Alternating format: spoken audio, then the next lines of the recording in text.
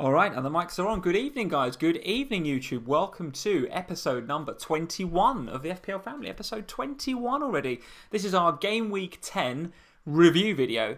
And the weeks are flying by. They're absolutely flying by, aren't they? This is our Game Week 10, so we're now, over a quarter of the way through the season. Absolutely incredible. Absolutely incredible. What? Why are you feeling so down? I don't like it when we get, when you say it like that. It'll be Christmas soon. Yeah, well, that's quite exciting. I've just realised I've not got my glasses. Oh, what, the Spurs ones or the actual ones? The actual ones. I won't be able to see tonight. All right, well, I'll have to read out from the live chat. Yeah. I'll have to read out from the live chat. Guys, so what a weekend. What a weekend. So you'll forgive us if we're not full of our usual kind of joie de vivre and our va-va-voom because, we'll talk about how strange it was from an FPL perspective, a bit later on in the stream. But we have to acknowledge, what's gone on this weekend. It's just been...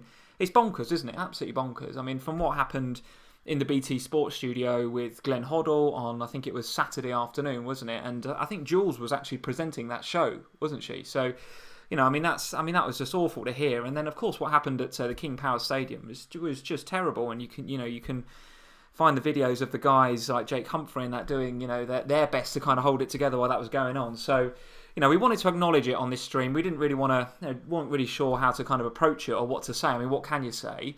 But all we can say is, hopefully Glenn Hoddle's doing all right, which I think he is. I think he sort of seems to be positive, the news coming out of that. Thank goodness. And clearly the news is obviously not as positive coming out of the King Power, but, thoughts and prayers with the families and just loads and loads of love to all the Leicester City fans out there because it was awful, wasn't it? An absolutely awful thing to have happened. Awful thing to have happened. But, guys, we are going to, as best we can, try and look at through the FPL stuff from the weekend, look at all of the fixtures, and try and bring you a little bit of light-hearted comic relief, if you like, on this Sunday afternoon or this Sunday evening, as best we can.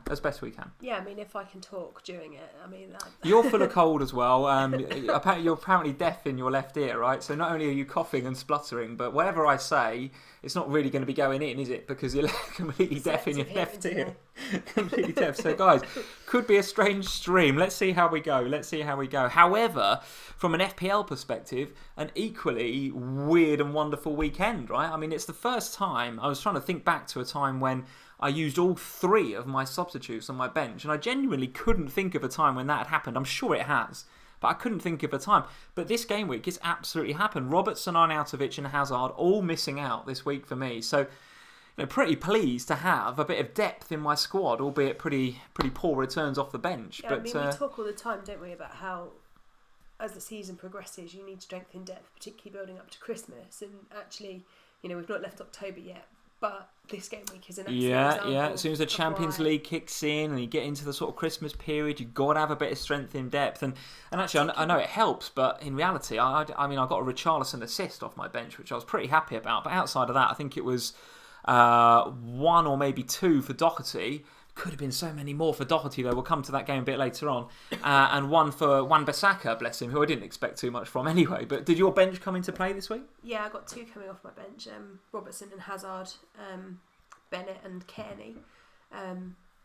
But actually, all right, they're only bringing three off my bench, but something though, isn't it? There's a lot of people that have only got 9 or 10 players playing, so actually having two or three off my bench is quite good. Absolutely, guys. So tell us about your game week. I mean, it was a weird one, wasn't it? It was a weird one. In actual fact, if you've captained one of the Liverpool players, either Mané or Salah, or indeed you've got both of them, you're looking at a pretty good score, I think, with one of them as captain. There's a few triple captains out there as well this game, would you believe? A few triple captain Salahs, which, on the face of it, with Liverpool 1-0 up into the sort of, hour mark or whatever, or into the 50-minute mark, that didn't look so good. But then sort of Cardiff tired and Liverpool went on and won the game quite comfortably. Well, there's a game coming up that I think is prime for a Liverpool triple captain. Oh, how many minutes can we spend talking about the Fulham defence again? This live stream, I don't know, but Liverpool going to... Oh, no, it's the other way around. Fulham go to Anfield, don't they? So Fulham going to Anfield in 2 game weeks' time, guys, in game week 12. Now, maybe I'm being biased or whatever, but goodness me, that Liverpool attack versus that Fulham defence has got the potential to be a complete and utter bloodbath, hasn't it? But goodness me, we will cover that in a couple of live streams' time. For now, while you're coughing and spluttering over on the right of me, I've got to go to football tomorrow. Like honestly, I'm gonna sit in the stands. How am I gonna shout? I can't speak. So Oh my goodness! But I do want to say happy birthday to Joe. It was Joe's birthday, wasn't it? It was Joe's birthday yesterday, I think. So happy birthday to Joe. Happy birthday. Mod extraordinaire. And his team duly paying him a very nice birthday present with a very, very good win indeed. And Watford jammy pick. Well, we've got to talk about both our jammy picks, haven't we? I mean, it's very, very rare that one jammy pick comes in, let alone two. Well, that is incredible. I thought yours was going to be a bit useless when he started on the bench, but actually it did come good. Especially as Deulofeu had scored before Shaqiri actually come on. So I was sitting there thinking, oh, you're going to be so bragging on Sunday night because your jammy picks come in and mine's not even playing. But then, don't brag. What are you talking about? Excuse me. You were all over it when Deulofeu scored. Jammy pick. It's always nice when the jammy pick does something, right? It is always very good when the jammy pick comes in. So let's have a look and see who's in. 218 of you watching, guys. So thank you very much for joining us. Not be able to talk. El Stato is in. Happy birthday, Joe, he says. El Stato, who tweeted just before we come on saying, actually, that he's got an interesting stat for you. Would you like to hear the interesting stat from El Stato? I'd love to. He says Southampton haven't scored since 1926. Wow. Danny Ings, the biggest waste of my life. They are struggling. He's wasting my life, Danny Ings. They are struggling. There's no doubt about it. You did see that, obviously you saw that Ross Barkley became the first Englishman to score in 3 consecutive games for Chelsea today since Frank Lampard in 2013. Did you see that? Now, we in the Twitter community have got something to say about that because Chelsea, the official Chelsea Twitter handle, tweeted that about an hour ago. Yeah, after me. Was it after you? After me. I think you'll find that I tweeted it and then everybody else, the official Premier League, Chelsea. Oh, so they're all looking at your Twitter. Is that what it is? Insta? Look, I'm just saying that I come out with all these amazing stats on Thursday, and then, Chelsea themselves decide she's got a point. She knows what she's talking about. Well, I couldn't believe when Vinyl Richie, I think, he commented on the official Chelsea post of that exact stat. He put something like #StatoSam, can't wait for this to get rolled out, or they've beaten Sam to the punch. But what you're saying is you were there first. Well, I did say it on Thursday. And I think if you look back to my Instagram post from about 5 o'clock tonight, you'll see that I also mentioned it then. Right, Way before Chelsea. They're behind the times. Right, okay. They need to hurry up, really, and get their own stats. Very good. So we've got loads of people in. 231. Karthik is in, and he's saying, go rest, Sam. Go rest. Right, I feel like I need to, definitely. We've just had a super chat. So Aid Akintola, thank you very much for supporting the stream. £2. He said, shout out to Sam for the support. That can buy you a few strepsils or a few paracetamol. So Aid, thank you very much for donating to the channel. Well, bless him. As ever, I think he tweeted me earlier saying, I said, have you got any questions for the polls? And he came back and said, at what point is it appropriate to delete your team and wait for next year? That's a poll question. No, Aid and I, we're gonna sort his team out. It's gonna be fine. Well, it's good that you're back, Aid. It's good that you're back in the live chats. It's good to have him back. Haven't seen you for a little while, so now that he's back in the FPL Family live streams, this is it. He's going to go from strength to strength. See, we missed you, Aid, you see. That is it, absolutely. Carl Sagstadt is saying, jog it off, Sam. He's saying, come on, get a grip. I'm here. You've got your tea, you've got your tissues, come on. I've got my tea, I've got a box of tissues, I've got a million bottles of water. We'll be absolutely right. No sympathy whatsoever from Mr. Sagstadt. Thanks, Carl. Let's see who else is in. Leo is in and Modin. How are you doing, Leo? Hannah is here. How are you, Hannah? Birthday boy Mr. Finley Badder is here. Carry 256. Madison to Barkley. Not with those fixtures. Barkley's fixtures looking absolutely lovely as well. Yeah, but not with those fixtures. I don't know, with Leicester at the moment, what's going to happen, bless them. Let's see who else is in. Holly from FF Community. Holly, welcome to the streams. Welcome to the streams. Great job on FPL show last week. The bump looks great, by the way, doesn't it? The bump's lovely. Oh, what a cute bump. I wish Loved I had it. another bump. Oh, right. Stop it. Holly cannot go on the FPL show anymore because it makes you broody. And we're not having it. Hashtag number 3. No, 2 is enough. 2 is more than enough. So Holly, welcome to the streams. Thank you for joining. David Solis is here as ever. David, a live stream regular. Thank you for joining, David. Joe Ogia, I think is how you say Joe's name. Sorry if I've said that wrong, Joe, but welcome. The Tesso is here as ever. El Stato, the aforementioned. Where's Menu Fan TV? I guess he's in. We haven't come to him yet. Maybe we're just maybe we need to scroll up a little bit longer. Jeff Holt is in and modding as ever. Thank you, Jeff. Right, Jeff has just got his Christmas decorations up. Oh, Jeff, that's too early. It's October. Oh, Jeff, it's too early. No, I'm not having that. We haven't even had the Christmas ads on the TV yet. But Michael Bublé is out. But Michael Bublé is out and has got a new album out, so it must be Christmas.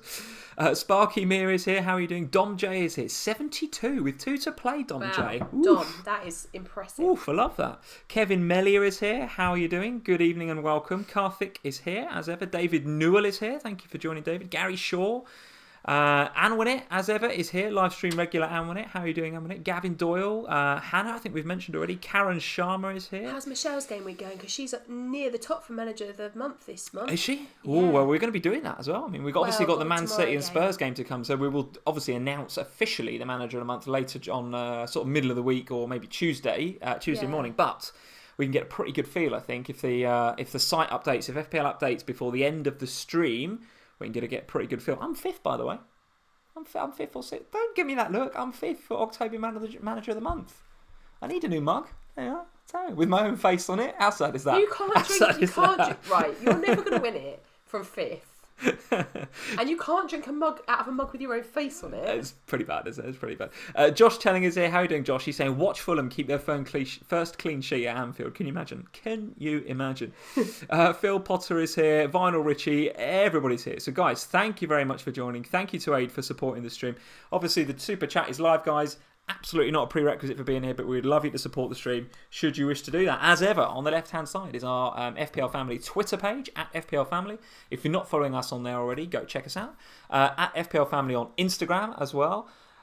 Facebook... Yes, Facebook's going well. Good, right, very good. So the Facebook does exist. That is there as well. Well, basically, because we hadn't done anything this weekend, and since Thursday, because I've not felt very well, I've just been sitting on the sofa. Been doing the social media. Posted on social media a lot. Well, there you go. So you're, no voice, but the voice of the community on social media. Don't need a voice on social media. Don't need a voice for Facebook. As long as my fingers are working for typing purposes, it's okay. Absolutely, all right. And I put a tweet out there as ever, guys, asking you guys to contribute to the polls for tonight. So. The polls are in the top right-hand corner, guys. So go check out the little white eye above my head in the top right-hand corner. Go click that and you will find 4 questions provided to us from the community. So the first question is, we had a couple of questions about the best 4.5 keeper, actually. The best 4.5 keeper. I need to be involved in that conversation. And one of the guys that posted that was at FPL Classico. So go and check him out on Twitter. I thought it was an appropriate handle, actually, given that the game's going on tonight. And I think Suarez is he's on at least 2, I think. Some of you guys might even be saying he's on a hat-trick. I think Aid's saying Suarez hat-trick. So I miss that guy. Oh, I miss Luis Suarez. What a player. I mean, I don't think you could not, could you? Oh, what a player. Best 4.5 keeper in FPL, Patricio, Hennessy, Ryan, Fabianski or Foster. That's question 1. Question 2, Bournemouth assets, keep or sell. That comes from Chris0233. So thank you, Chris, for sending that in. Bournemouth assets, an interesting one because they are bang on form and Howe has got them playing really nicely, got some good belief within the squad right now, but the fixtures turn a little bit over the next couple of game weeks and it really toughen up. So keep or sell your Bournemouth assets, particularly those of you with Callum Wilson. I mean, he's top scoring forward now. Top scoring forward. Callum the Troll Wilson is top scoring forward. Absolutely unreal. And I replaced him with Arnautovic, who's got 1 point and ill. Oh, God, that was one of my not so good moves from this season. He hasn't been near me, just to clarify. Good. It wasn't my fault that he did look ill as well. Do you see his picture on Insta that got retweeted? It was just like, come on, boys, with a bit of that going on. He looked like death warmed up, didn't he? Well, if he's got what I've got, I'm not surprised. Quite honestly. So question 3 then. What to do with Alexander Mitrovic? So not a few weeks ago, we were sitting here talking about all the benefits and the virtues of having this guy in your team. Cheap, Fulham banging in goals. I think you had him in your wildcard team on the FPL show, All right. Yeah, had him in my wildcard team in the FPL show. And a very, very popular pick throughout the community. However, I wonder now if Fulham, particularly in the forward department, are looking over their shoulders, as we've said a couple of times on these live streams, with Mitrovic in particular, looking behind him going, what the hell is going on back there? What's the point? What is the point in me even trying it? Because we've got Tim Ream and all those... Don't start on poor old Tim Ream again. Well, I think actually he had a pretty good game. He wasn't drunk this time. He was 2 out of 10 and the rest of the Fulham squad were 1 out of 10. They were that bad, Sam, I'm telling you. And the discipline as well. Jermaine Jenner said it on Match of the Day. Have they got a discipline issue, Fulham? Well, was it Kamara who kicked the ball away? Yeah, I mean, it was a point. Petulant, what is he doing? He's on he dived. He's on a yellow card. I mean, that dive was just dreadful. We'll talk about that later. But then he kicks the ball away. He's on a yellow card. Like, he's so lucky he didn't get sent off. He's on thin ice. And in a game week where actually players are coming off of people's benches. Imagine a -1 or 2 coming off your bench for Hazard or something. Absolutely savage. Yeah, Hazard doesn't play and yet -2. Can you imagine? Question 4 in the polls, guys. little eye, top right-hand corner. Best premium forward is question 4. Not Danny Ings. No, well, he's hardly premium. He's hardly premium. But that question comes from premium. at FPL Shane, FPL_Shane. Aubameyang, Aguero, Kane, Firmino, or Lacazette. So out of all of those 5, Torres game, really, isn't it? Well, it is, but I think you can have a decent stab at that. To be honest, I might have even put an option in there to say, well, none. You know, he's a premium forward, even something that we need to be looking at with some of the value that's out there right now. Who did you have on there again? Sorry. Aubameyang, Aguero, Kane, Firmino, and Lacazette. That comes from at FPL Shane. So let us know, guys, what you think of those questions, and we shall review them at the end of the stream. So, shall we get into the games then? Where shall we start with this motley crew of games? Let's have a look at... I'm not even logged into the thing here. Hold on.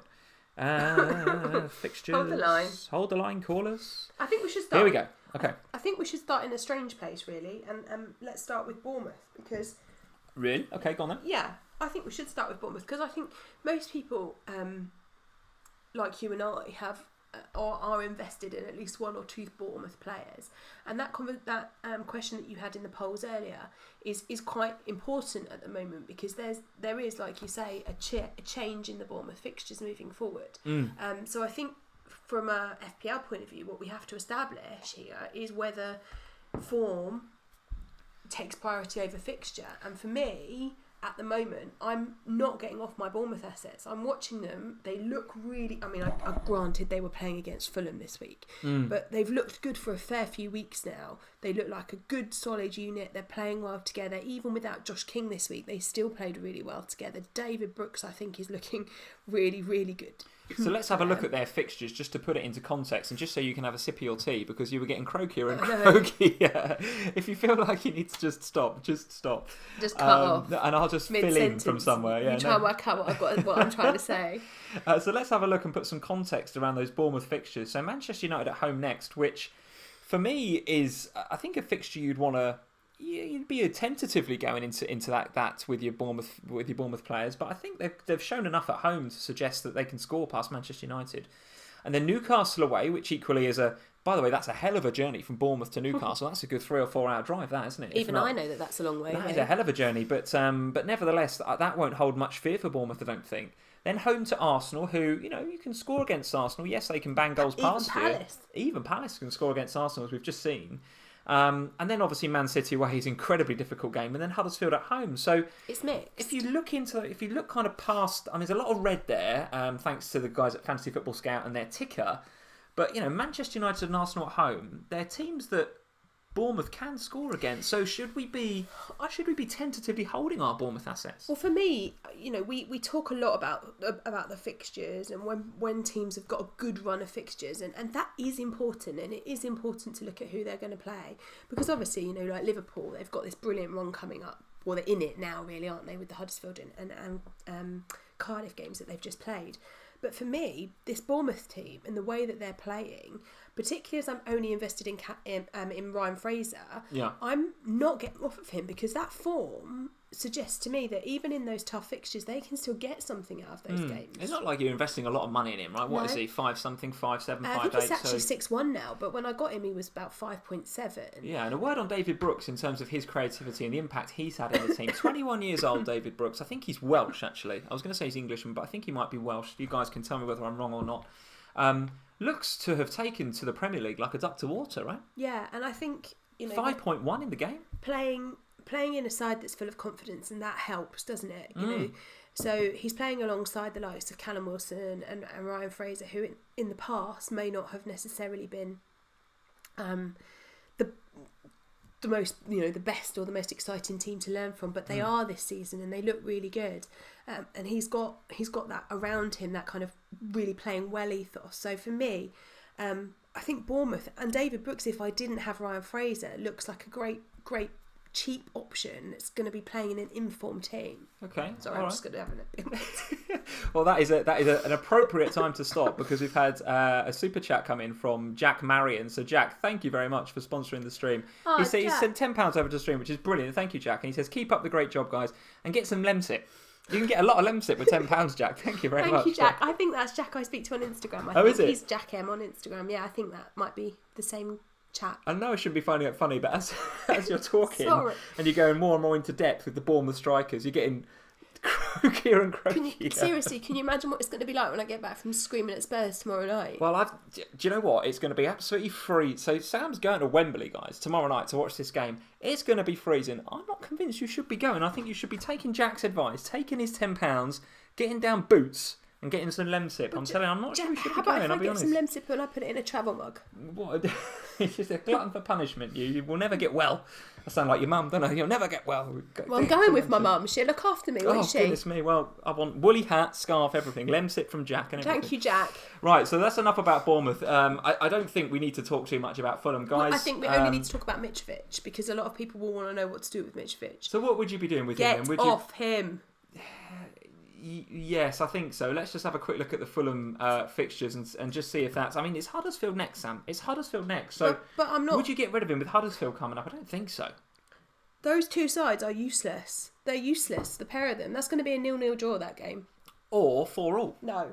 How are Huddersfield going to score 4 goals? Well, listen, I mean, how are Cardiff going to score 4 goals against Fulham? I mean, this is against Fulham you're talking about. Even Billing, who looked like he was shooting on sight at the weekend, he might score something. So I'm not, I don't. If you got Mitrovic, I think you give him one more week, and then it's Liverpool and Chelsea in the next 3 after that. So you probably don't want to keep him for those, despite that nice game against Southampton. But don't you think there are some other options out there that might potentially be better?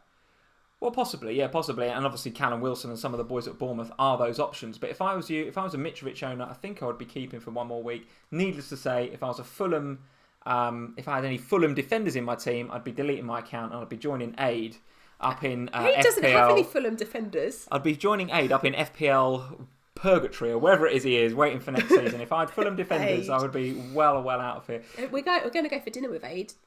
Oh, are we really? Oh, very good. Yeah. Okay, very good. All right. Look forward to that. Before the Twitter night out. Very good. All right. Well, let's talk about Burnley versus Chelsea next, because a few guys in here, you guys that say, start with Chelsea. The Sarri juggernaut thunders on. I mean, I know it's Burnley, and Burnley look a bit out of form, and we said it in the last live stream, how many shots they concede and how many touches in the box their opposition have. So it's not a surprise to see Chelsea score 4 goals. A cheeky little assist for Alonso in my team right at the death, and in your teams, and in a lot of teams actually. So we're very, very pleased to see that Alonso is creeping at the last minute. But I'm going to go out on a limb and say that with 54 BPS this game week, second highest for the whole of the game week, Ross Barkley. I'm going to guess that you've got a stat or two about the England man, have you? Did you? Yeah, he's the first Englishman to score 3 consecutive games. You can't roll it out again. We've had it. Roll back 4 weeks. At no point 4 weeks ago did I ever imagine that I would sit here and say that I am seriously considering bringing in Ross Barkley for next week. Look at the Chelsea fixtures. His place? Look at the fixtures. Yeah, but I know the fixtures, but can he keep his place? Is Kovacic going to come back in? Not yet. I think he'd be absolutely mad to get rid of him. Palace at home, Everton at home, Spurs away, which is a derby, right? Anything can happen in that game. Then Fulham, then Wolves. I mean, 3 of the next 4 look absolutely unreal for Chelsea. 5.7 or 5.8, I can't think what he is now. 5.8, I think. Well, whatever he is, he's going to be going up. That's a fact. For me, you look at him and, yeah, I mean, the guy is playing... I think it's looking like a bit of a no-brainer to have Ross Barkley at the moment. So a few of you got a no-brainer. Wow, I'm not sure I'd go that far. A few of you guys are saying Barkley is a trap, Amonet is saying. Leo is saying, and Leo's a Chelsea fan, I think. So let's hear this. Barkley is a trap. He and Kovacic will share minutes, I think. Okay. Steve Wynyard, Barkley is a trap. Guys, you're not feeling it. Well, okay. It's interesting. Let's wait until Kovacic returns, the Tesso says. I think when's that is... Because if he's not back for 2 more weeks, then it's worth having him for the next 2 games. Well, possibly. Yeah, possibly. Barkley's going up today, Lachlan is saying. Yeah, so I think if you're going to get on him as a real short-term punt, guys, then potentially. But as soon as... I'm actually with you guys in the live chat. As soon as Kovacic comes back, I would expect Kovacic to play. And even if he doesn't, you're still then sitting with a player that's taken up a Chelsea slot. That's true. And he's going to be sort of 5'7", so he's not sort of uber cheap, but he's getting towards cheap. So would you want him in there as a rotation risk? I'm not sure. Well, with the exception of Alonso and Hazard, who else would you have as your third Chelsea option? So I don't know that you can... So I'm not sure that there's another obvious third pick at Chelsea that you'd be taking up a spot for having Barkley. Okay. FPL Dubs is saying Barkley only played because Hazard didn't. Okay. Hashtag trap. Okay. Mostafa Tarek is saying he's another Pedro. Yeah, so you've got the whole Pedro and William thing going on. Well, maybe the Barkley and Kovacic thing is there as well. Maybe. And Jerome Hughes is saying, come on, guys, you've forgotten how good Ruben Loftus-Cheek is actually. And he's in great form. A hat-trick in midweek, a goal today, 3 players fighting for that one place. I don't think we have forgotten how good Loftus-Cheek is. Loftus-Cheek is excellent. But I feel like Loftus-Cheek is the bench player. He's the one that they'll bring on when somebody is injured. When Pedro was ill today, he's the one that's going to play cup games, I think. Okay, a nice comment there from Vinyl Richie. Richard, thank you for joining this evening. Again, FPL extraordinaire. We're going to check on Richie's overall rank a bit later on when the leagues are updated. But as you know, Richard is a Chelsea fan. He's saying Kovacic was on the bench today. Barkley's more attacking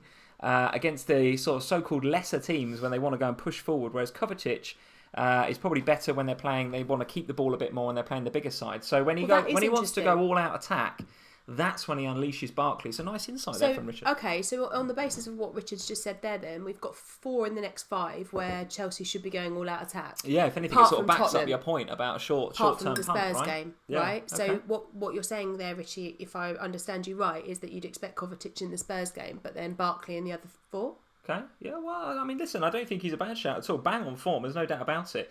Anything else you want to talk about from a Chelsea perspective in there? Willian in the points again, now that Pedro's got what looks like a bit of a knock. I mean, I haven't seen how bad it is. Yeah, I think it's a sort of stomach virus or something, so wouldn't expect him to be out, it's not a hamstring or anything, so he's only going to be out for a little while. But, again, if it keeps him out for a week or two, maybe Willian is not a bad little shout. Yeah, maybe. I don't know. I think today, kind of, for me, it's game weeks like today where you watch Alonso and he's kind of forward quite a lot, and you think that's why I've got Alonso in my team over Rudiger. Was Alonso forward a lot today? The game wasn't on TV, was it? So we've got to watch the highlights later on.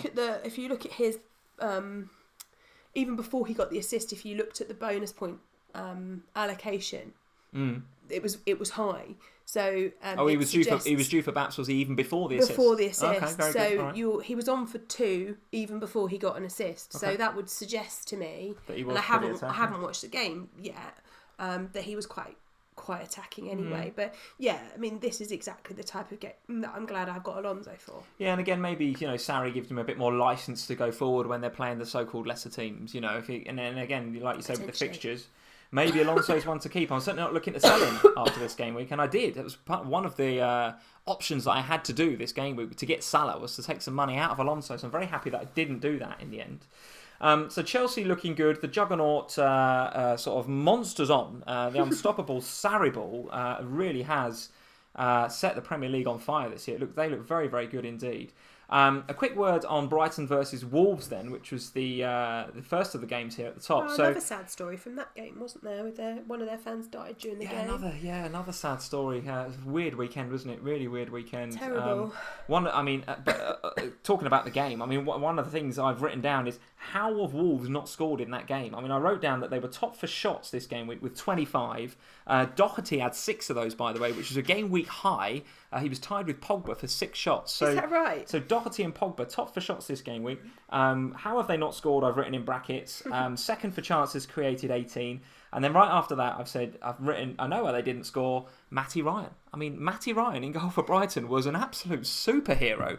And it's not for the first time either. I think that's 3 clean sheets back to back now, where he's got obviously the 6 points, obviously save points, and bonus points as well. So Matty Ryan, with Brighton's fixtures going forward, he's an absolute, you'd be keeping on him and playing him more or less set and forget for the next sort of 5 or 6 weeks, I think. Well, I must say that as part of my little mini wildcard that I'm going to be doing this week, I'm looking to sort out my second rotating keeper option, because there's a couple of fixtures for Man City, like this game week, where I kind of wished I didn't have to play Edison. Yeah. And so I'd like to free up $500,000 so I can make improvements on Speroni, and Matty Ryan is certainly one that I'm looking at.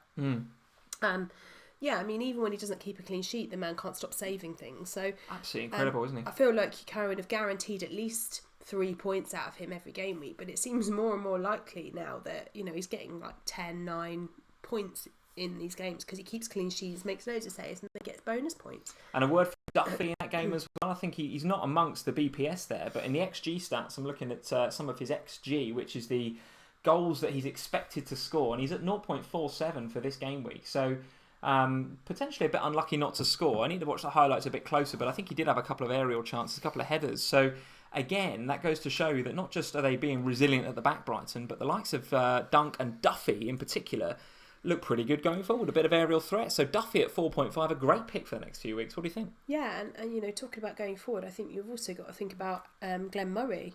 Because we're talking about... Nice to see him back so quickly, wasn't it, to be fair, yeah. And we're talking about, the likes of Mitrovic, who's not scored now for a couple of weeks, Danny Ings, who's just a nightmare, and a few others up top here. I suppose I'll put Jimenez in that bracket as well, although I'm less annoyed by him because he does at least get chances. But Glenn Murray, you look at him in that Brighton team who are looking resilient, looking good. He's taking over the points nicely, week in, week out. Has a horrendous head injury last week and comes straight back into the team again for this week, which is unbelievable. Yeah, it was bad. So for me, he's one that I'm sort of toying with the idea of moving forward because I feel like Brighton, good defensively. I don't know if I had Matty Ryan, I don't think I'd want Duffy as well. It's a bit too much Brighton. Double defense. Brighton, it's a bit eggs in one basket, isn't it? Yeah. But the fixtures are okay as well, don't they? So I think they do. Let's have a quick look at Brighton's fixtures so we can back up what we're saying. Everton, Cardiff, Leicester, Huddersfield, Palace. Okay. So, and again, I tweeted earlier, there's a group of 5 teams here that have all got really nice blue fixtures on the FF Scout ticker here. However, I'm not convinced that you'd want in on either Newcastle, Cardiff, Brighton, Huddersfield or Leicester, with maybe the exception of the Brighton defence, as we've mentioned, or indeed maybe someone from the Leicester attack, and we'll come to Leicester in a little while. But Newcastle, Cardiff and Huddersfield, I'm struggling to invest in those guys, even with those fixtures, to be honest with you. Wolves, for their part in that game, deeply, deeply unlucky. I'm not sure how they haven't scored. Doherty, as we mentioned before, 6 shots on goal that game, and one which was very, very close that he probably should have tucked away in all Bennett honesty. missed one right at the end, didn't he, as well? Bennett, right in the... So again, we're talking about Ryan. What a save that was from Bennett, right at the death. That would have been brilliant for me off my bench. Absolutely. So how Wolves have lost that game 1-0, I'll never know. But nevertheless, I don't think I'm too panicked about my Wolves assets. And to be honest, I only have one, and that's Doherty. Very happy to keep, given the stats that he's shown in that game, despite only getting a 2-pointer. I don't think you can go wrong with people like Doherty and Bennett. Their price tag on its own is enough to keep them, even if they weren't playing very well, because you just bench them. But Wolves are playing well, and Doherty is getting forward. So I don't think that you've got anything to worry about where he's concerned. And Josh is saying the same. He's saying Doherty, the only Wolves player I've got, and I'm sticking for now. Yes, absolutely right. Josh 96 is saying Wolves need to buy a quality striker. They do. They miss a little bit in the final third, don't they? It's interesting, isn't it? Because I looked at the beginning of the season, and we obviously put a lot of thought pre-season into Wolves, and you're thinking Jota and Jimenez and Costa, and you're thinking, looked at them in the Championship last year, how many goals they got between them, those guys. Yet they came up, and in the first few weeks they went gung-ho in the way that they did in the Championship, and got beat a couple of times. They had a tough start, didn't they, to life in the Premier League? And we're all thinking, well, where are these players? Where are the goals? And what Nuno Espirito de Santo, if I've got his name correct, said was, or what he'd done was he kind of instilled a bit of defensive mentality in them, and actually rather than going gung-ho, he's gone, well, actually we need to be solid at the back if we're going to survive in this league. And actually defensively now they look more of an asset than they do going forward. Fulham really need to take a leaf out of Wolves' book, don't they? Because they were the same. They've come up into the league, and it's naive, in my opinion, guys. It's naive, Fulham. They're going into the league, and they're all out attack, and the goal guns blazing, and we can score, which they can. But their defending is absolutely awful. They need to go back to basics, Fulham. See, I think for me, obviously I've got Jimenez in my team as well as Bennett. Now, I'm not really concerned about having Jimenez because I kind of feel like when Wolves score, Jimenez does tend to be a part of that action. So, all right, they don't score loads of goals, but he does tend to be a part of what's going on. And, and the way that I'm setting up my team at the moment, and I have always tried to set out my team, was with two strikers and one on the bench, so I can bench them. But the problem is at the moment I've got Danny Ings and Jimenez, and that's where my problem lies. I need to have one of them. just don't trust Danny Ings as far as I can throw him. So I'll keep Jimenez and sort out Danny Ings, I think, is my plan. Josh96, and again, another nice comment. Jimenez reminds me of Heskey. Good at holding up the ball, but not too much end product. And I think you're spot on with that, Josh. And I think the difference is that Heskey had Owen and other players around him to actually score the goals, whereas Costa and Jota and those sort of guys aren't really doing the business. I mean, I noticed there is a stat about Moutinho, actually, if I've written it down. No, I didn't, but Moutinho did, I think, something like the most amount of passes in the final third or something. There's a nice stat about Moutinho. So he was getting forward. Yeah. But obviously Neves drops deep and they don't really get... So even though Jimenez is up there holding it up, Heskey, in a Heskey-like way, he's maybe not got much around him to sort of do... To sort of use the ball to do with. So I'm not panicking about Wolves, but I'm just keeping my eye on them, to be fair. Just keep my eye on them. Let's move on. One thing we forgot to mention on the Chelsea game, actually, was the lack of a certain Mr. Eden Hazard. So lots and lots of, and we'll just touch on this briefly, lots and lots of people looking for some points from the Belgian this game week. A few people actually captaining him. I tweeted that... Oh, a lot of people captained him and vice-captained Robertson. Well, I tweeted on Friday night that this is my... And I did my usual Friday night tweet. Here's my team, blah, blah, blah. And people were like, oh, Hazard captain, if is he going to play, etc.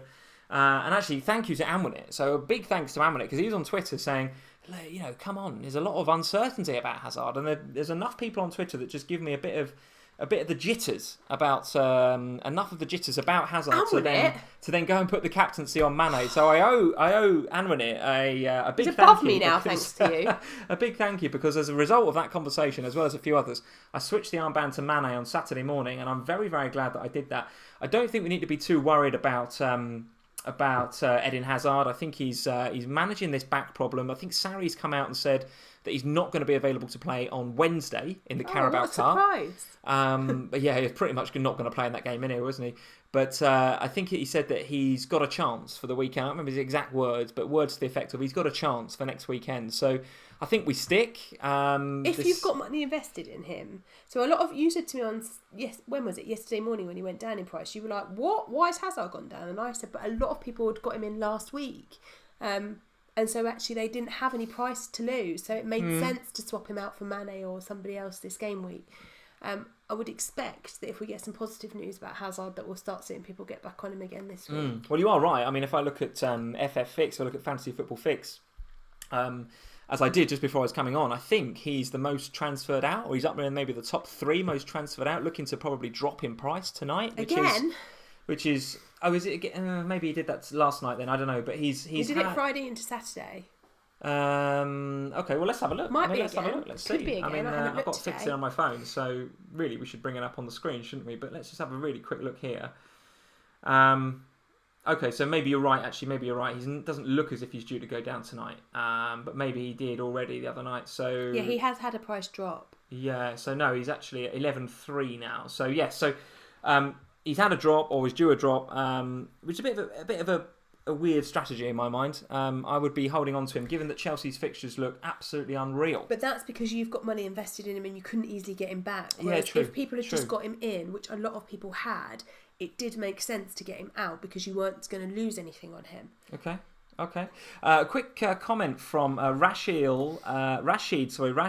El Bricky. Sorry, Rashid, if I've said your name incorrectly, which I probably have. But Rashid has donated £1.99 to the channel. Thank you for doing that. Thank you very much. Some more Lemsip for you there. Some more Lemsip money. This is what all this is going towards.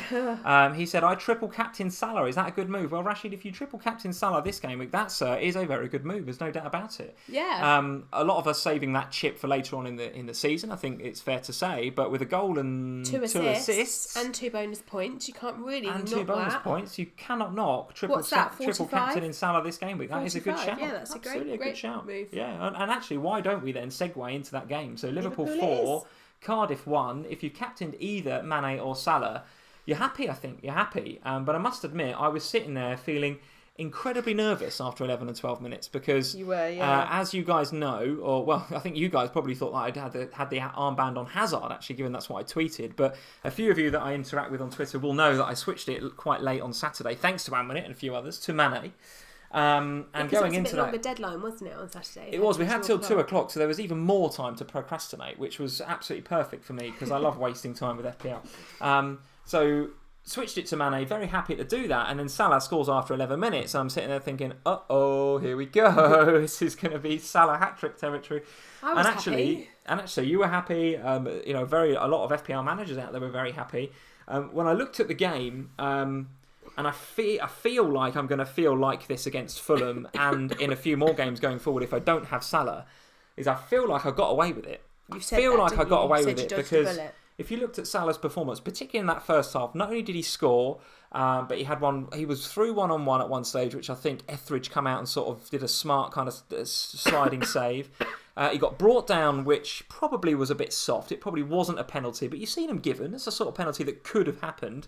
And I think without Milner on the pitch, I don't think Milner's on the pitch. I might have got that wrong. So without Milner on, then Salah takes the penalties. So feasibly, Salah could have had a hat-trick by half-time, at which point, I'm with Aid again up in purgatory. I'm deleting my account and I've had enough and I'm going home. Right. But as it was, Salah with just one goal, and then Mané popped up with two really, really good goals. The first one, despite Moreno trying to spoil it for him and getting in his way, Mané just managed to beat 4 defenders and his own defender, Moreno, by putting it through Moreno's legs. Why this guy? I mean, guys, I'm not going to sit here and do it again because I do it every time he plays, which is rare, but he is absolute. But you've not conceded a goal at home for like 9 months. 9 months we haven't conceded. He plays Moreno and Lovren and not Robertson, and you concede. Yeah. To Cardiff. Yeah. On Moreno's side, what a surprise. Yeah. So listen, he's rubbish. And he even tried to sabotage Mané's first goal. He got in the way, but Mané is that good. He nutmegged his own defender and then slashed it in. It was absolutely sensational goal. And then on Mané's second one, really great to see as a Liverpool fan at least. Sorry for any Cardiff fans that are on, but as a Liverpool fan at least, great to see the Salah and Mané thing really working. And the Salah through ball for the Mané chip over was brilliant. So my analysis of those two players coming out of that game was, yes, very, very happy that Mané's got the 2 goals. But listen, Salah could have had a hat-trick. Very, very creative. Got 2 assists, could have had more because there was one for a Van Dijk header, which he crossed in, could have had another one. 2 bonus points. Not sure how he didn't get 3, but I think it was pretty close. I think he got maybe tackled in the last minute and therefore missed out on a bonus point. So very, very unlucky not to get 3 bonus points, Salah. So I feel like, I'm happy that Mané has matched Salah this game week. But I feel like I've dodged a bullet. And going into that Fulham game, I'm going to be needing another pretty big sofa without Salah as my captain. You've got a couple of weeks to that, haven't you? Because it's Arsenal next, right? It's Arsenal next, yeah. So I won't be doing any changes for the Arsenal game, no, for sure. But then it's Fulham after that, yeah. Yeah. Yeah, Fulham at home after Arsenal away. So I don't know, guys. I mean, I sit here most weeks and I sort of big up Mané and I talk about how he can cover Salah. And if you look just at the FPL points from this week, yes. I can maybe sit here and say I'm right, but I'm not going to sit here and say I'm absolutely right because if you do the eye test, you watch Match Today, look at the underlying stats, Salah could have had an absolute hatful at the weekend, an absolute hatful. He looks right back on it, which is brilliant news for Liverpool and brilliant news for his owners. And just a quick word on Robertson because I know that most people were in the unhappy Robertson camp this week. Me included, by the way. Yeah, well, both of us. I think... And somebody messaged me on Instagram when I was moaning about Robertson not playing and said, actually, whilst none of us really considered it, and to be fair, I didn't consider it, but it did make sense for him to have a rest this game week. He's played a lot of football lately. Including internationals, right? International football, Champions League football, Cup football. Need me to take over? He's played a lot. He has played. Can you please turn away from the mic when you're coughing? Would that be good? Strepsils. Get your strepsils. Come on, get your strepsils. He has. They can still hear you coughing into the microphone from over there. So Robertson has played a lot of football. There's no doubt about it. Particularly internationals, Champions League football, as Sam's saying. And in that position, that wing-back position, you are putting in a lot of energy every single game. So you're right. If there was going to be a game, that's what Rashid's 199 has gone to pay for, the Strepsils. Thanks, Rashid. Other throat sweets are available. Just give a bit of an advert for Strepsils. So, yeah. Extra strength ones. I must admit, I didn't see it coming. I thought Robbo was going to play. I didn't see it coming. But it does sort of make sense for him to have missed that game. But yes, it does. If you were going to rest him for any game, it would have been Cardiff at home, right? Yeah, and I didn't see it coming either. No, but actually... I can't remember who it was who said it to me on Instagram, but when he said it, I thought, do you know what, you're right, it's Cardiff. if you were going to rest him anyway, you're not going to rest him against Arsenal next week. So no, totally. It did make sense. And he will get a bit of a prolonged rest as well, because Liverpool are obviously out of the Carabao Cup, so we've got no game in midweek. Yeah. So we've got a whole week now to rest and prepare for that Arsenal game, which is obviously very, very important. So let's talk a very quick word about Shaqiri in that game. Now, I want to talk about that because that was my jammy pick from last week, so from last Thursday. So I don't want to talk about that. Wasn't going to mention that, obviously, but I think you've already mentioned it twice. Yeah, I might mention it again for the industry. So Shaqiri was, started on the bench and actually started with Lallana. Now, I'm a big fan of Lallana, have been for many years, and I do think he's a very good player. But I saw somebody tweet during the game, and I think it was the perfect way of summing up this, is that the team have evolved beyond him now. And I sort of went back to the guy that tweeted that and said, what do you mean? But I think I know what he meant. It's the fact that, if you go back 2 or 3 years, Lallana was a very good player in that setup. I wonder whether the team is now just on another level that's a bit beyond Lallana's ability. Now, I do feel a bit for him because he's had a lot of injuries and I like seeing him come back, and that's good. And maybe in 4 or 5 games' time, he's going to be back up to speed. He's going to be hitting he's going to be absolutely on it. But I just wonder, guys, whether the game, he slowed it down a bit. Every time he got the ball, he took his time to sort of spin and then pass, and he just slowed it down a bit. And it wasn't until he brought Shaqiri on, and Shaqiri's like a man possessed. I don't know what he has for breakfast every morning he plays for us. He just looks so happy. I said this to Amonet on Twitter.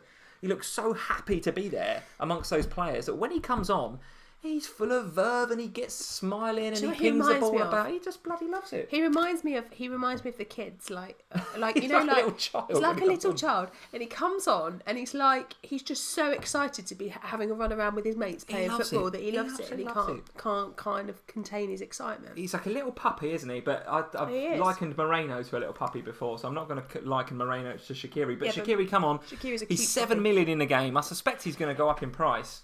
And with the Liverpool fixtures, as we've mentioned a few times on these streams, look pretty good going forward. Let's just qualify what we're saying there. The Liverpool fixtures, Arsenal of course, but then that really, really plum home game against Fulham, then Watford, Everton, Burnley. The fixtures look really great, so why not have a little punt on somebody like Shaqiri? All right, he might not start, but when he comes on, he makes a difference. Oh, I've just nearly sent my water frying. Oh, that was close. Shaqiri, yes or no? Watch list? Yeah, I mean, I would happily have another Liverpool player, and I don't normally say that because, as those of you that watched us last season will know, I really dislike having 3 for one club. I just feel like it takes up too much. I'm too reliant on one team then. But I look at Liverpool and those fixtures, and I think, particularly, with the 2 games that we've had already, the Robertson and the Salah picks have really paid off. Okay. Natty Jedi is saying Shaqiri is as nailed as Barkley, and I think what he means by that is, well, if you're going to get on somebody like Shaqiri, expect him to be rotated. I think if I was going to have a third Liverpool, I'd rather have Firmino. I think at this stage potentially, yeah. At this stage potentially, yeah. Let's move on from Liverpool. Before we do, shout out to FPL Ant. Thank you, FPL Ant, for donating $3.99 for the stream. Lemsip Max for Sam with the little emoji. Oh, guys, thank you for the ill medicine love today. I don't think the nose blowing emoji is the most underused emoji in live chat. I really like it, and you guys have got the perfect opportunity to use it this game week. So at least you haven't got to sit as close to me as Lee has. I'm absolutely amazed that I haven't got the lurgy from you yet, but it's given bound that to the happen. children have had it as well. Oh, the kids have been a nightmare. Well, you guys saw it, and we should probably apologise for the end of our last stream where you had to go bye. That's because our little boy was being not very well upstairs. To clean the bedding. So because on the back of that, you've got ill. I've not got it yet, but it's coming. The little lady's got tonsillitis. It's just been a disaster. It's that time of year in the UK. For you guys that are tuning in from, I don't know, Dubai and all these sorts of places, it's probably still 25 degrees out there. But here, it's 3 degrees, it's wet, it's miserable, and everyone's got bloody cold. So it's looking a bit grim. But FPL Ant, thank you for donating to the stream. Really, really appreciate it. Let's then move on from Liverpool. Can we go to Watford next? We can, but only 42 seconds. Go on. I would like... Is Joe still about? Joseph? I'm sure he is. I would like to talk about success. The success of the Watford team or Isaac? Isaac. Okay, go on then. 4.5 in the game. What a little differential he could be. Now, so I really, really fancy getting on success purely because... It would like his name. It's great. Well, that's one thing. But it would take me back to that 2 and 1 sitting on the bench. But my concern is this. At some stage, Troy Deeney is going to come back, surely. Yes, you'd think so. When he does, success is going to be the casualty of that, right? So it puts me off him. And I don't know enough about Deeney's situation to understand how long this success run in the team is going to go. Okay, I mean, you guys can tell us. If Joe's around, he can tell us about the Troy Deeney situation. I don't think it's a massively long-term thing. However, what I will say is in the last couple of games with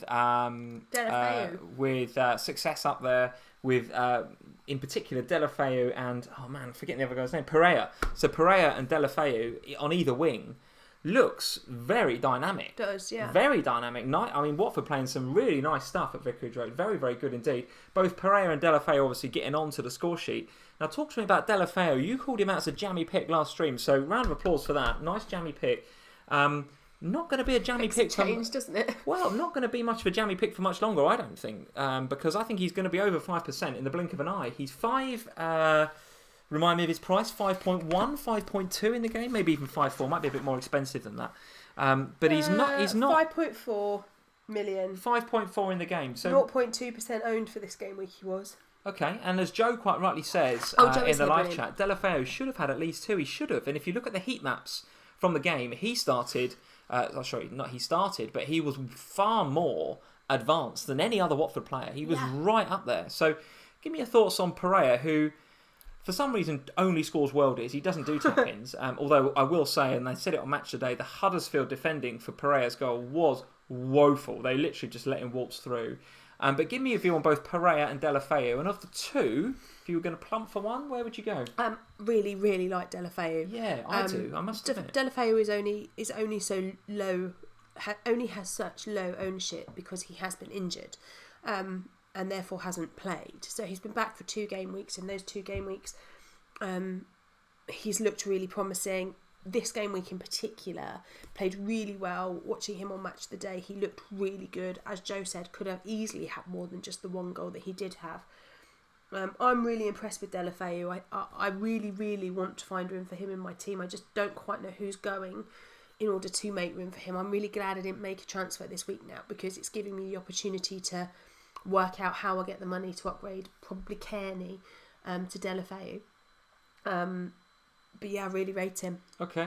Varun Satish is saying, lol, everyone's butchering his name. So it's sorry about that. If you're new to these streams, Varun, you will know you won't know that we regularly butcher Premier League players' names on a regular basis. If it's Mkhitaryan, Aubameyang or Camarasa, Miljokovic, whoever it is, we will take at least 2 to 3 weeks to get their names right and stop butchering them. But Deulofeu and Pereira, if that is how you say them indeed, then they look pretty good. You know who we mean. A very quick word before we move on from Watford for Kiko Femenia. Now, Kiko Femenia was, let me just have a look at the BPS for the game week, 3rd after Bruno and Alonso. For BPS this game week, a bit of a legend at the back end of last season where he was played out of position. Now he is 4.2. Is he really? He is 4.2. So if you've lost a bit of faith in Bennett, if you've lost a bit of faith in Wan-Bissaka, Kiko Femenia, Kiko Femenia with I think 12 pointer, maybe even 13, but 12 points I think this game week, and top of the BPS system for that game with 40. Yeah, I mean, on my radar, without a shadow of a doubt. Let's just have a look at those Watford fixtures. Newcastle and Southampton up next, which look pretty good because neither of those guys can score for toffee. And then Liverpool, which is obviously difficult, and Leicester away and Man City. So in the longer term, Kiko Femenia might not look that great, but between now and the next international break, the Newcastle-Southampton games, yeah, why not? Why not? If you've got a transfer burning a hole in your pocket, and actually some people have, by the way. There's a few people that have got 2 free transfers, not sure what to do with them. Maybe Kiko Femenia is not such a bad shout for 2 game weeks. And just a quick shout out, as much as I hate this because you've got him, the keeper that I said I would like for this game week. What a hero. Ben Foster. What an absolute hero. 7 saves. He was great. And every time they went to Vicarage Road on Gillette Soccer Saturday that we were watching at the weekend on Saturday, Ben Foster's pulled off another great save or this, that and the other. So Lee was doing his standard, don't talk to me about Watford. Is it nearly finished? Oh, I hate that, guys. Is it nearly finished? I hate that because he was on for 2 bonus points. Ended up with 1 actually, but he was on for 2 bonus points. and like loads of saves and a clean sheet. He was on FF Fix at 10 points, and it was like coming up to 80 minutes or something. I was like, oh, don't go to Vicarage Road, just blow the whistle. I hate that. So very happy with Ben Foster on the back of a very good performance last week as well. So it's back to back. Nice and with points the two Ben fixtures Foster. Coming up, he looks like a really good keeper option if you're looking for a new keeper. Now listen, we're running rapidly out of time. We need to rattle through some other of these games. We've got that many left. United 2, Everton 1. Tell me how much you hate Paul Pogba. Is it guys? And I don't want to. And I'm not going to go all Liverpool and start hating on United because they won the game, right? They won the game, and actually Pogba played pretty well. But there was. I hate those short run-ups. The stuttering run-up, I can't deal with it. It's arrogance. The flick in the middle of the park that actually led to Richarlison. I'm not advocating Smalling's defending because Smalling's tackle was pretty bad. But if Pogba just plays that simple, they don't get into that position and it's not a nervy last 20 minutes. So I can sort of see where Graham Souness... Is it Graham Souness that hates Pogba? I think it is. I can sort of start to see where he's coming from a little bit. However, despite my dislike for Paul Pogba, no one cares about that. What they care about is whether he's a good FPL asset. And on the back of today's game, I think you have to say yes, despite the penalty miss, which I know he tapped in the rebound, but therefore he's only going to get a couple of points for that. I think he got the assist. Yes, he did, for the Martial goal. Give me your thoughts on both him and Martial and Manchester United in general. I still don't think that they're setting any worlds alight, right? And your thoughts on Lukaku being benched as well. I really, really struggle with the Martial pick. And I was saying this, I can't remember who I was saying this to, it might have been Josh. Martial, for me, I really worry that at some point he is going to get dropped again. He cannot drop Martial right now. But at some stage, you can't. How long can Alexis Sanchez and Lukaku sit on the bench? How long? Well, until they lose games. I mean, Martial is in absolutely sensational form. I thought he was very, very good today. I really did. And despite the fact that Walcott forgot to defend for the goal, I mean... Well, that's because Walcott's useless. I've told you this a lot. The tracking back from Walcott was absolutely terrible. If anyone's still got Walcott, for goodness sake. Not only did he lose the ball in the lead-up to the Martial goal, but then he sort of just let Martial go, and Coleman had to kind of squeeze in because there was another player over. And Martial's just standing there. Walcott's watching him. And I remember seeing, as soon as Martial scores the goal, and by the way, took it very, very well. Great finish, no doubt about that. But you can see Pickford is absolutely balling out Walcott like you wouldn't believe. Like, hold it up, what are you doing? Oh, because Pickford played incredibly well today. Well, Pickford was sensational, no doubt about it. Got 3 bonus points. Oh, well, absolutely right. I mean, well deserved. Very good indeed. But Walcott, no, terrible, absolutely terrible. United assets, they're on my radar now. Let's have a look at their fixtures. But who is? Martial and Pogba? Well, Martial for sure. Bournemouth away, City away. So in the short term, I don't think I want to go near them. But then Palace and Southampton and Arsenal at home, maybe. And that's why I'm not invested. That's why I'm on my radar right now. Lukaku, 100% not. I don't know what's wrong with that guy. And actually, when he came on, was pretty awful. But defensively? No, not defensively. No. They can still ship a goal, can't they? They're still prone to an error, be it Bailly or Smalling or whoever, or Luke Shaw, who actually didn't look too bad. But Martial, of all of them, is the one that I may be looking at. But like you say, you're then buying into a Barkley or a Shaqiri, aren't you? Because he's at some stage going to get rotated. I just feel like at some point, and I'm not saying it's going to happen immediately, and you might be fine and get 5 game weeks out of Martial. Yeah. But at some point, it's Mourinho. He will rotate him. Yeah. And a very quick word on Everton then. Richarlison again looking pretty ineffective up top. I mean, I don't know, guys, what to say about this. I'm happy to eat a bit of humble pie here, because back when I got Richarlison some 3 or 4 weeks ago, I got him on the basis that Silva was looking to put him up front, and I fancied him to get more out of that position, but he cannot play that role, guys, in my opinion. He's not very good at it. He's just not very good. He gets bullied by centre halves. He needs to play on the wing and play the pace game, not the strength game. He needs to play to what he's good at, and that is pace and not strength. So particularly against Palace, we said it before, Tompkins and Sacco bossed him. And today, Smalling had a pretty good game against him. And even Lindelof, he made Lindelof look all right. But as soon as he goes out wide, then he looks a little bit better. Now, Everton and Silva's problem is that they've invested in another Brazilian out left, in Bernard, who actually looked okay today, didn't really make too much of an absolute... He did have a bit of a bad miss, stinker. No doubt about it. But if he's going to accommodate both of his mercurial Brazilians and leave Cenk Tosun on the bench, then not sure I fancy many goals or much at all from Everton if Richarlison's up front and Bernard is wide. And I also thought a bit of a lack of belief from Everton today. I thought United, and I've thought this about United every time I see them, is they're there for the taking. There's no doubt you can get goals past United and beat them home or away. But I honestly think Everton went into that game with a bit of a lack of belief. Nevertheless, it's Brighton at home next for Richarlison and for Everton. So with that fixture, I can't really bring myself to transfer him out, I'll be honest. I just don't trust Richarlison, to be honest. And I've said this a lot. I don't trust him. Okay. If I was going to have any Everton, I'd rather have Siggy than anybody else. Okay, all right.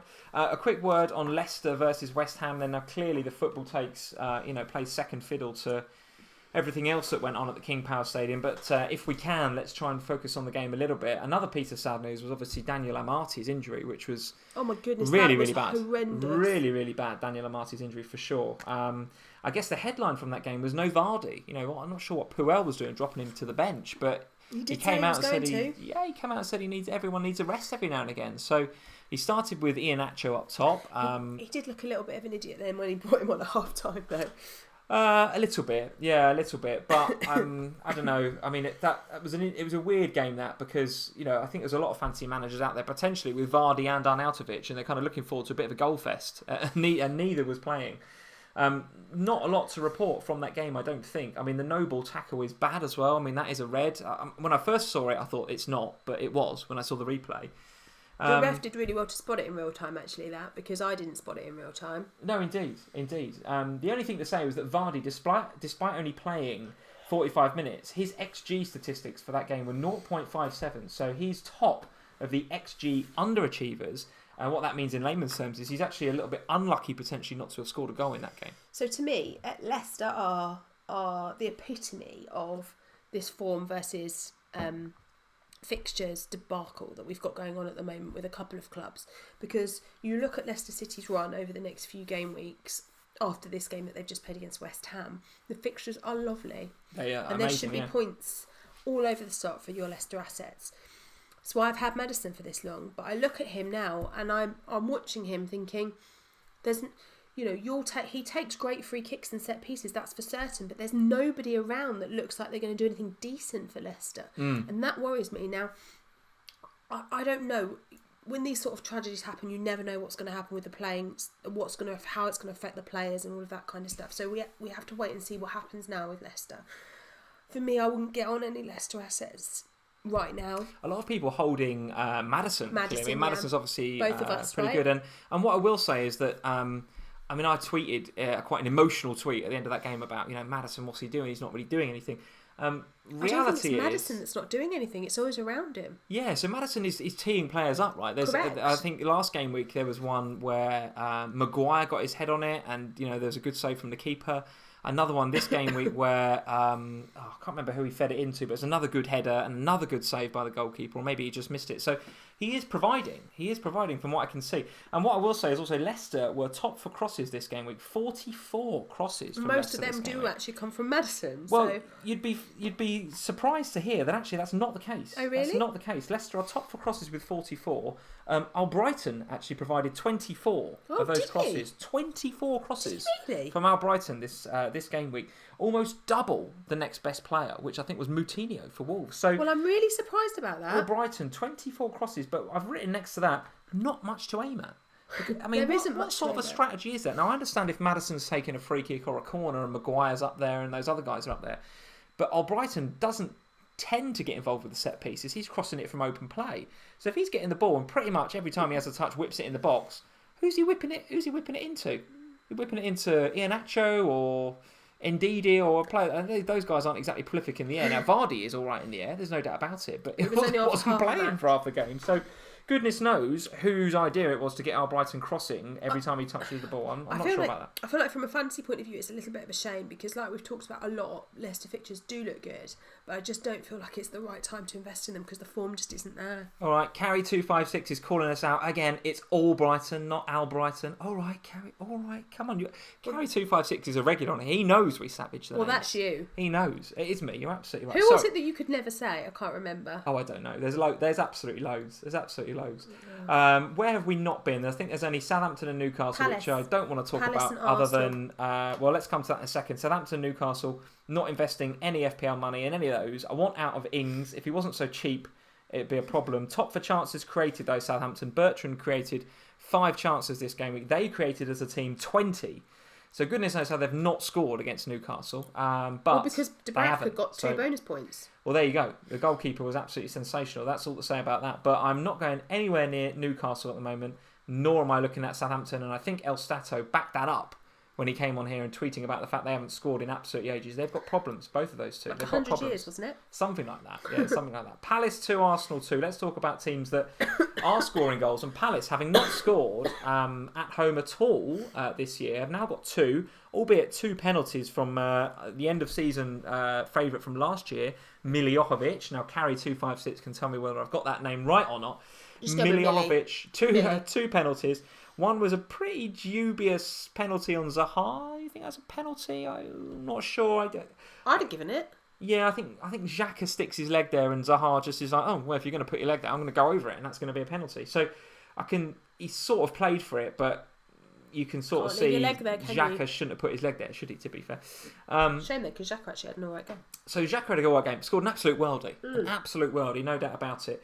And Aubameyang as well.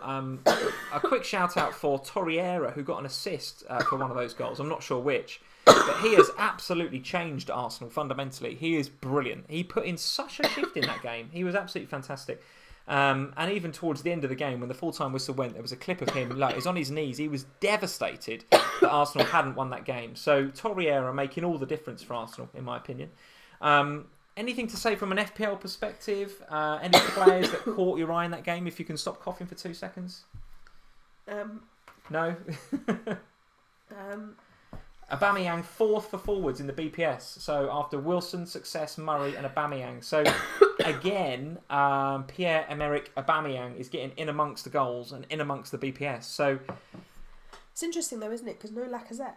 No Lacazette. Again, on the score sheet today. Yes, so Aubameyang again seems to be getting the points. I think he's now up to maybe joint top scorer or maybe second top scorer. I don't know. He's got to be up there, isn't he? So he's... Because it's interesting because, it wasn't that many weeks ago that we were talking about how Lacazette was the one that you'd get on because he was that much cheaper. And Yeah. He seemed to be the one with all the fire in his kind of gut. But it does seem Arsenal do play better when he plays Aubameyang and Lacazette together. Okay, and what we've got to say is we've got to temper that slightly in terms of investment in Arsenal, because if you have invested in Arsenal sort of 3 or 4, maybe 5 weeks ago, I think you've done the right thing, because they've been banging in goals left, right, and centre now. Now, what I will say is that the fixtures, and you can see on the Fantasy Football Scout ticker that they are rock bottom right now, rock bottom, despite 3 home games in the next 4. Those games include Liverpool and Spurs. So Liverpool at home, Wolves at home, Bournemouth away, Spurs, and then Manchester United away. So tough fixtures for Arsenal. So now is the test. I've got to hand it to Arsenal, and I've got to hand it to Unai Emery before we wrap this up and start talking about our teams. They seem to just go out in the first half, and I've seen this tweeted a few times. They go out in the first half, suss out the opposition. He makes a couple of changes, and they come out second half, all guns blazing, and they just know how to beat that team based on how they performed in the first half. I think Emery is an incredible tactician. He's on the fly, picking out what the teams are going at in the first half, and in the second half coming out and adapting to his opposition and making changes and doing really, really good things. So a lot of love for what Emery's doing right now. A lot of love. And I know in the Arsenal fan community, there's a lot of love there too. Despite not picking up the 3 points today, they possibly can consider themselves a little bit unlucky to have 2 penalties against them. But nevertheless, investment in Arsenal from an FPL perspective, temper it slightly with the fact they've got some difficult fixtures coming up. And I think Bellerin got an injury as well today, didn't he? So we've got to wait to see what the extent of that injury looks like. Yeah, and a lot of unhappy Monreal owners as well today. A lot of unhappy Monreal owners. Right, let's have a look let's wrap this up so that you can have a lemsip and get to bed. Right. Literally I'm not quite sure how I've survived this stream. By the skin of my teeth. Ploughing on through. So guys, I think the ranks are updated. You can tell us whether they're updated or not. I'm not sure whether they are, actually. I'll tell you from last night because I know exactly where I was. Hang on. Very good. All right, very good. So the latest points for me this game week are 65. Now, I have no Robertson, no Hazard, and no Arnautovic. So I actually have all 3. They are updated. Excellent. All right, so I have all 3 of my subs coming on: Doherty, Richarlison and Wan-Bissaka. So that's 8 points coming off the bench, which, given that I didn't think I was going to get any towards the end of that Manchester United game, I'm pretty happy with 8 with the Richarlison assist coming on. So what's that going to be? That's going to be 73. So I'm pretty happy with that, guys. Pretty happy. Even without that 8, that's a green arrow. I think Fix said that I'm up into about 68 in overall rank from about 110k. So pretty happy with that. And I have Mendy and Aguero to go as well. So the tail of the tape is this. Foster, very good. Alonso, very good. Foster, Fraser, brilliant. Mané, obviously, thank you to Amranet and those guys out there that said swap the captaincy. I probably would have had the vice captain on Mané anyway, but nevertheless, very good to have the points on the board. Ings is a problem, but then he's a cheap problem, so he's not as if he's a mega problem. The Maddison and to an extent Richarlison thing is a bit. Let's see how that goes. With Leicester's fixtures, I think you've got to keep the faith in Maddison. And Arnautovic, as we all know, now is the time to actually get him because the fixtures look sensational. I think he was just ill this game week, so I'm pretty happy to have Arnautovic going forward. So tomorrow is a big day in the FPL family household because Lee is currently 1 point behind me with lots of City players to play. Mendy and Aguero versus your Trippier and Kane, isn't it? Yeah. And Edison. And Edison, okay. Yeah, because I don't have another keeper, do I? So very good. Edison is. So yeah, it's going to be a big day in the FPL family household because actually, from a Liverpool point of view, you want Man City to lose tomorrow. Oh, I do. From an FPL point of view. Oh no, football first. I would love Spurs to get a win against City. Someone's got to beat them, right? We need somebody to beat City. So well, on that pitch, it might happen. Oh, that pitch looks awful, doesn't it? They played a couple of NFL games on there recently. It looks absolutely terrible. They're playing today, aren't they? So there's me, 65 for this game, up to 68k. Hoping to go a little bit, a smidgen more than that actually, with the 8 off the bench, and then with Mendy and Aguero to come. So pretty happy, guys. Pretty happy. Let's have a look at where you are. So here's our private league. Here's your team. 58, which is pretty good. 1.3 is your game week rank, up into 67k. So yeah, it's pretty tight between us, isn't it? What's 1 point? 1 point. Okay, very good. So talk us through your team if you can. Would you like me to talk Alonso, happy with Alonso. Yep. Fraser, Salah, obviously they're in my good books. Maddison, Ings, and Jimenez are my problems. Jimenez is less of a problem. I'm fairly happy to stick on Jimenez. Maddison, with the fixtures, I'm going to stick on.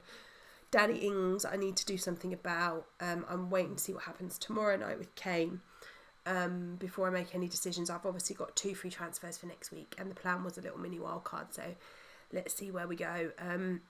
Kearney back playing second half yesterday, so that bodes well, but I think Kearney will probably be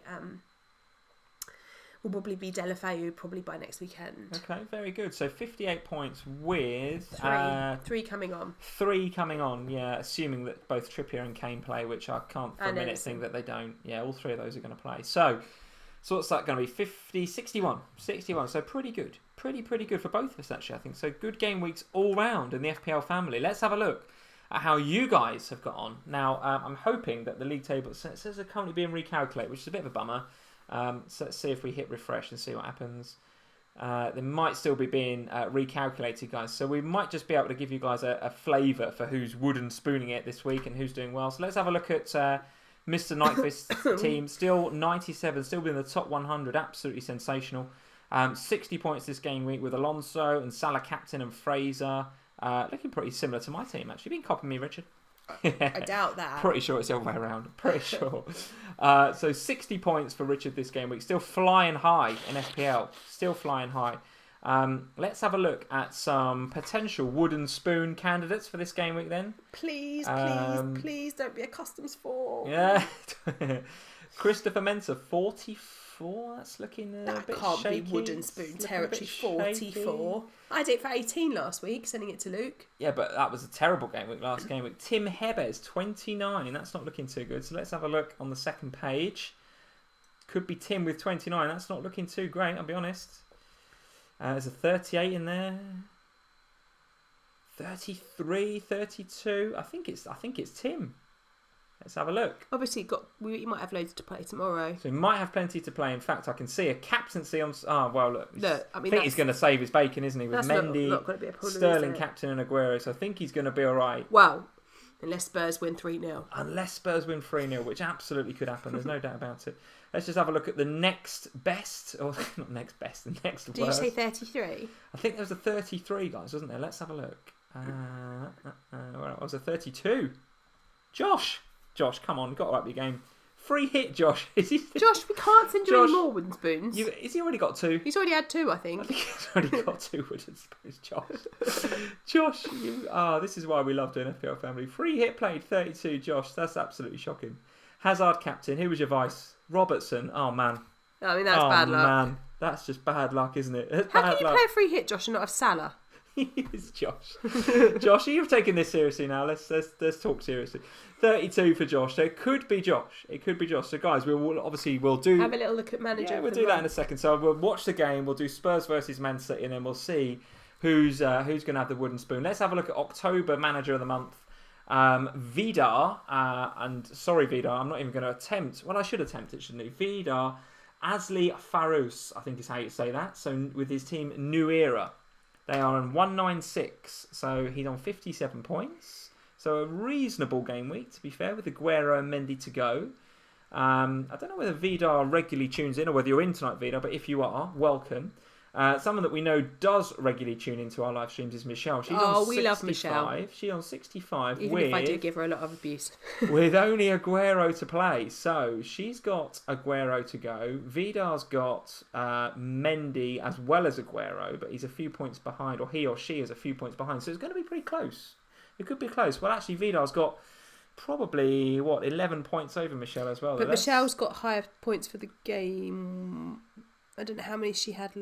Yeah. It's tough, isn't it, without all of the leads being updated. But what we're going to do is look in between Vidar and Michelle. And I was speaking with Andrew earlier on Twitter. I think he's out the running. Because I don't think he's got too much in the way of City. He's got just Aguero to come. And Trippier. So he's got Trippier as well. So it could be, if Trippier gets a couple of goals, then he's laughing. But it looks to be between Vidar and Michelle and possibly Andrew. So guys, we will obviously look at the Spurs versus Man City game tomorrow, and then we will announce who is the manager of the month on the next live stream, which will be next Thursday, I guess, won't it? We have to look at schedules and stuff, but it should be next Thursday. Yeah, I think you are still around on Thursday. I think I am. Yeah, I think I'm around on Thursday. So there we are. So it's between Vidar, Michelle, and Andrew, and maybe even Carl as an outside bet here. Look at Carl sitting there, Cody, just on the outskirts there, potentially. So listen, guys, we'll do the game, and then we'll do the updates on the live stream next Thursday. So polls. That is the polls. Absolutely right. The polls. Let's have a look at the polls. Hold the line, caller. Still haven't figured out how to do it on my laptop. The polls. I've got myself singing on my phone. Bournemouth attackers, Sam. Keep because they're in great form, or sell because the fixtures toughen up. Keep.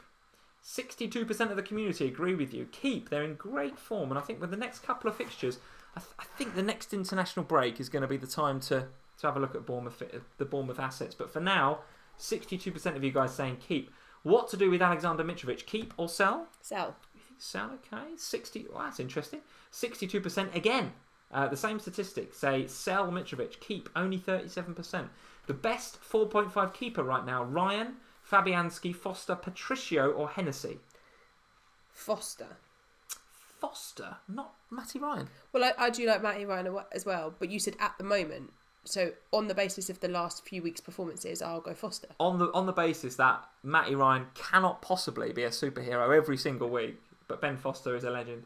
So Matty, I'm in a minority there. You're in the minority. Matty Ryan, 41%. Fabianski, 39%. With West Ham's fixtures, of course. Fixtures are really good for West Ham, clearing up. So fair play to you guys. That's a good shout. 39% Fabianski. 13 Patricio, 4 on Foster, and 0 on Hennessy, which is not surprising given Palace's I was even in there. Up. I don't know. I couldn't think of any other 4.5s. Could have had Joe Hart, I suppose, couldn't I? Yeah. I don't know. Best premium forward. If you're going to have one of these guys, who would you have? Aubameyang, Kane, Firmino, Lacazette, or Aguero? And you can't say Harry Kane. Get your Spurs glasses on and go for Harry Kane. Here we go. 0% say Harry Kane. Well, they don't anymore because I've just said him. 82%. That's actually pretty conclusive. 82% of you guys going Aguero. 10% then going for Aubameyang. 3 on Lacazette, 2 on Firmino, and only you, I think, voting for Kane. Only you voting for Kane. You might all eat your words tomorrow if you get to hat trick. Absolutely right. Or you'll be totally proved right. But so by far, Aguero is the favourite there with 82%. So those are the polls. Guys, thank you for joining. Sorry for coughing and spluttering at you all. Sorry for the coughing and spluttering. It's been a weird week of FPL, isn't it? It's been a weird week for Premier League. It's been a weird week for FPL. It's been a weird week for your health.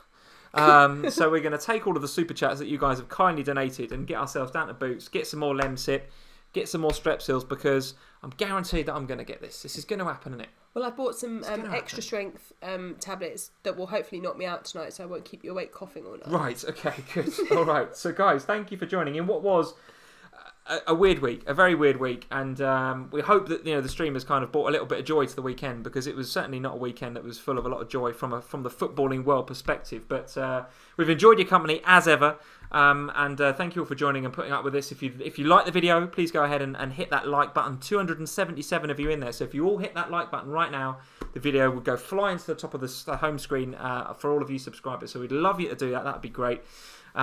Just as we're about to leave, Lock On Kun Aid is saying he's retiring from FPL. So Aid, you're not. You're not Aid. You're not. You're not. Stop it. So Aid, come back on Thursday. And maybe we could have a review of Aid's team, and we can get the community to have a look at his team. It's not that bad. Well, he seems to think that it's that bad. Because he's not been paying attention to it, because he's been a bit of a busy boy, and then what's happened is he's made some stupid decisions last minute, which meant that he took Fraser out of his team. You're going in on him here. This is quite savage. Oh, I love Aid. I think he's brilliant. But if he'd have made his transfers, made his transfers on Friday night and not on deadline day, and Aid will back this up, he'd have had Fraser in his team. He'd have still had Harry Kane to play. You sound like his mum. And he'd have had Salah. I sometimes feel like I'm like his big sister. You sound like his mum. Oh my god. Right. Yeah. Guys, We'll sort it out, Aid. Don't worry. Thank you for joining. Go and hit that like button. Hit subscribe if you're new around here. We'd love you to subscribe. Not sure if Andy is streaming tonight. If Andy's streaming, go check out Let's Talk FPL. Normally on at 9:30 in about 10 minutes time. So if he's on, go check him out. Sometimes waits, doesn't he, if it's a Monday game? Does it after that? Sometimes he waits for the City and Spurs game, yes. I'm not sure whether he's going to be on. But as ever, thank you for joining. Very, very difficult week, but looking forward to more action tomorrow night. Spurs versus Man City, which you're going to be going to. And we will see you for a full debrief of that game and the final Manager of the Month standings, the final Wooden Spoon standings. We're going to do an Aid special. We're going to do... Aid special. FPL Aid. Let's do FPL Aid. There you go. Brilliant. I've just thought of that. How good's that?